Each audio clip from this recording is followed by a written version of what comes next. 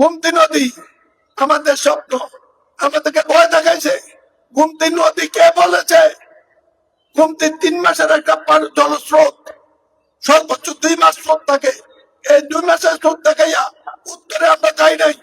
গোমতীর উপর ব্রিজ হইতে পারে, কেউ চিন্তা করতো না। জনাব আবুল কাশেম বিএনপির মন্ত্রী, তারপরে মূল্যায়ন 2টা করেছে। গোমতীর উপর 20টা ব্রিজ করা হলো।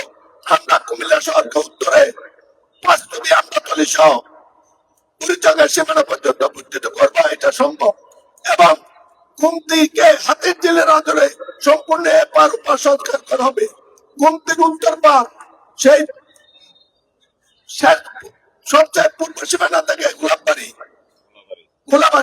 গোলাবাড়িতে একটা ব্রিজ হচ্ছে, তাতে স্থল বন্দরের সংযোগ হবে।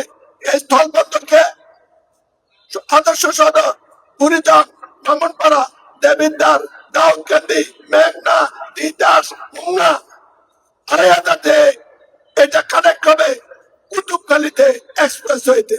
তাতে ঢাকা চিটাগং রোডের একটা বিকল্প হবে। সবচেয়ে ভালো কথা হলো আমাদের মোস্তাক সাহেবকে বুঝালাম, খুব শান্তিতে আছে। দাউদকান্দি থেকে কুমিল্লা আইসে এখন কুমিল্লা থাকে।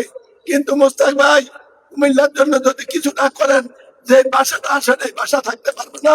কারণ এই বাসার মধ্যে আগামী 3 বছর মধ্যে ঘুম এসে উঠবে।